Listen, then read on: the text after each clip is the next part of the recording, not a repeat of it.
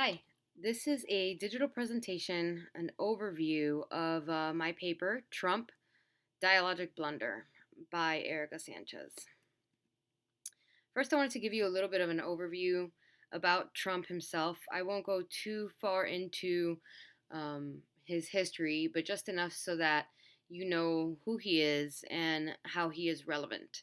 He was born in 1946 in Queens, New York City, to a Scottish his mother was a Scottish immigrant, and his father's parents were German immigrants. His father had a real estate company called Elizabeth Trump and Sons, and he joined the company in 1968 after finishing college, and in 1971 they gave him control of the company. He is not only a real estate mogul, but he is also a businessman. I'm sure everybody's familiar with him and what he's done. He has everything from uh, a restaurant group, hotels, a clothing line, chocolates, books. He has a TV show. He's pretty much a pop culture icon in America. He decided that he was going to run for president in the 2016 election, and he made his presidential announcement this past June, in June of 2015. And the announcement, of course, was met with controversy, and we'll go into why it was met with controversy. I wanted to give you a little theoretical refresher before I go into the findings and implications. I use dialogic theory and discourse ethics to analyze both the presidential announcement speech that he gave and the subsequent media articles, comments, social media posts, hashtags that went viral, etc., as a form of dialogue on the internet. So, Martin Buber, I'll just give a few points about each. They all come to the agreement that you can't force dialogue. They all have that, all these theorists have that in common, but each have a different point that adds to the following theorists. And so, Martin Buber believes that dialogue is not the only form of conversation, that monologue is actually necessary for genuine dialogue to organically occur. And the order that he puts it in is the monologue, the technical dialogue, and the genuine dialogue. Um, the monologue is the telling. The technical dialogue is information from one person to the other, and genuine dialogue is information passing between persons involved in the conversation. He also discusses the interplay of images, which is how you see yourself, how the person sees the other person sees you, how they think you see yourself, etc. Hans Gadamer believes that dialogue is guided by bias and that we must accept the bias of the other to come to kind of a communal bias in the end. And it's kind of dialogue is a circular motion of biases. So we start with bias and we end with bias. And Paulo Freire uh, believes that dialogue cannot exist between persons of unequal power. People that are in power are not willing to learn, or are not the person in dialogue that is willing to learn. And of course we know that we learn from difference in dialogue, and that is why that is important. And finally, Hannah Arendt uh, believes that you cannot forcefully impose dialogue, as it causes a false sense of closeness, and then it, as a result, blurs the lines between public and private life. And a lot of times that happens with the parvenu, who is on the outside of the group in power trying to get into the group in power. Discourse ethics views the public space as sacred. It protects and promotes the good of the public and not the individual ideals or the individual goods. Requires public accountability, and there's three things that are involved in public accountability, and that is the diversity of ideas, the engagement of public design making, public account for continuing or changing communicative action, and discourse ethics also stresses the differentiation between public and private communication. There's a public voice and there's a private voice, and there's a line that is in between that. And also another cyclical kind of promotion here is knowledge equates to learning, which goes back to knowledge. So knowledge, you learn from it, and then equals more knowledge, which is the temporality or the changing of conversation and ideas and the good in a public space. So my findings, um, hours after Trump's hour-long presidential announcement speech, articles began to surface. Comments on the articles began to surface as a sort of debate on these articles on CNN.com, on USA Today, on Latino Post, several Huffington Post, every popular website, news media website out there had an article just hours after his presidential announcement. There were posts on social media sites, by private citizens, by celebrities, and viral hashtags. Some of these social media hashtags that went viral included Donald Trump, what immigrants look like, Trumple brags, secure the border, I'm not a criminal, and yo soy Latino. And those are just a few of the responses as viral hashtags that I found on both Twitter and Facebook. Examples of comments on articles below, just a few comments. You can find them. This was on Politico, USA.com, and you'll find that there are very few positive comments, though I did see positive comments of people supporting Trump, but mostly they were negative comments, as you'll be able to read here in this next slide as well. You can see that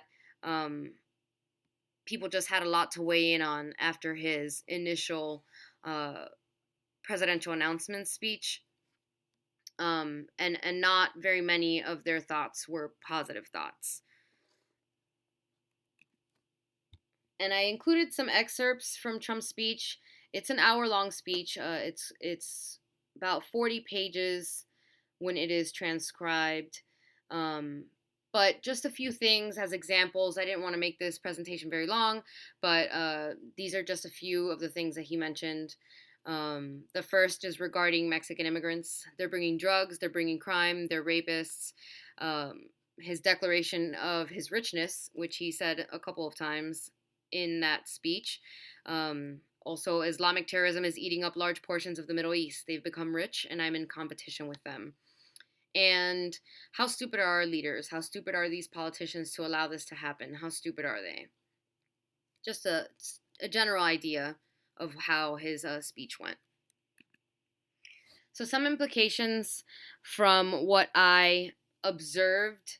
Obviously, applying dialogic theory, I observed that Trump needs to drastically change how his speeches are written and given to follow the rubric outlined by public discourse ethics and dialogic theory when it comes to dealing with the response to his speeches.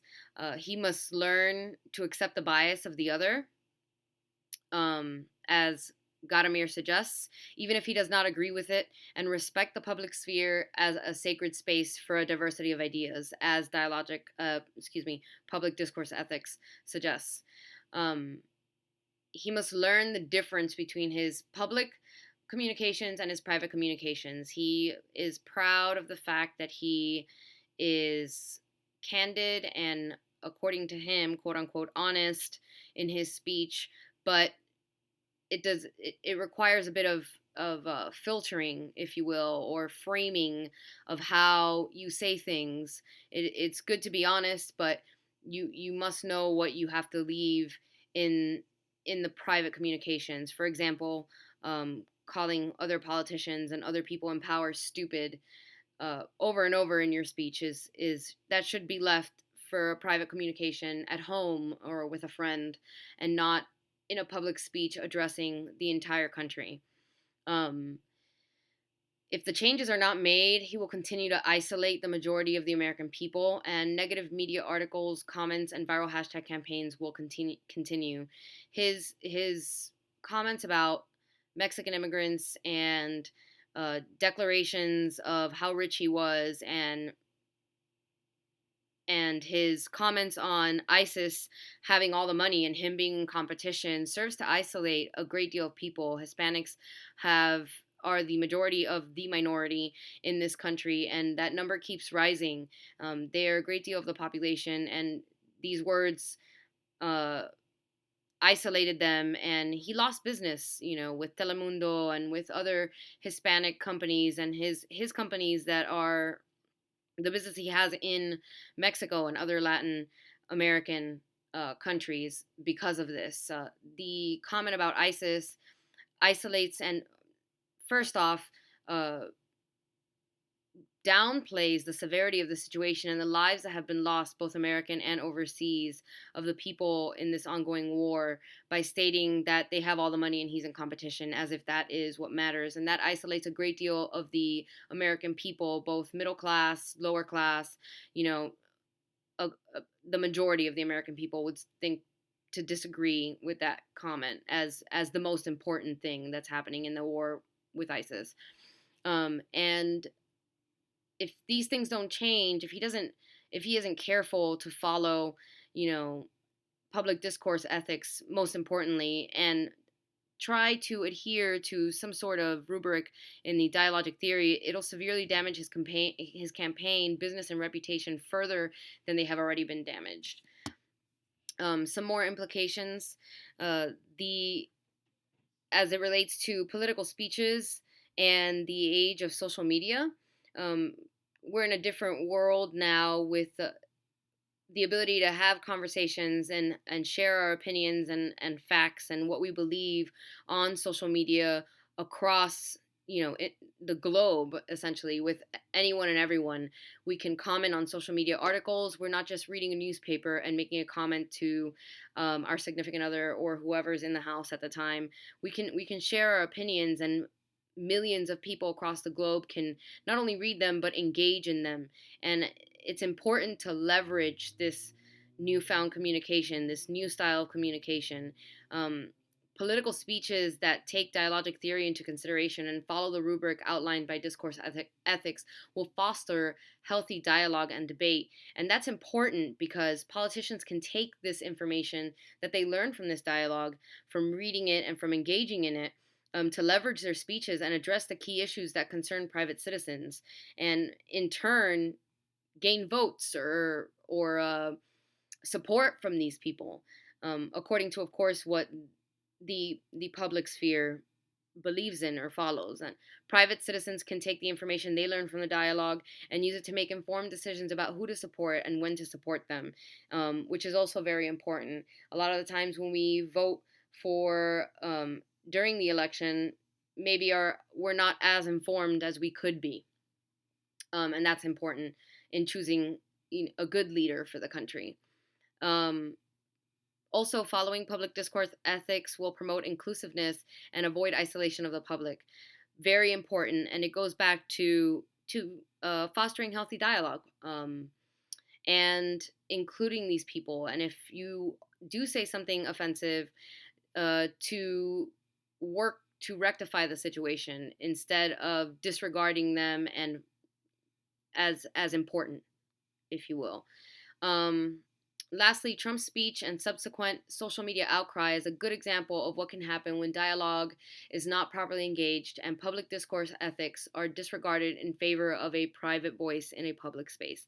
And we touched on that already, but we can take Trump's presidential speech and his following speeches and the outcry from the media and just Google searching his name and reading any articles and comments and finding these hashtags and reading them, and the negative energy that surrounds them and the negative response that he's received on the internet, and the business loss as an example of what it is like when you disregard public discourse ethics and when you disregard people that are trying to engage in dialogue.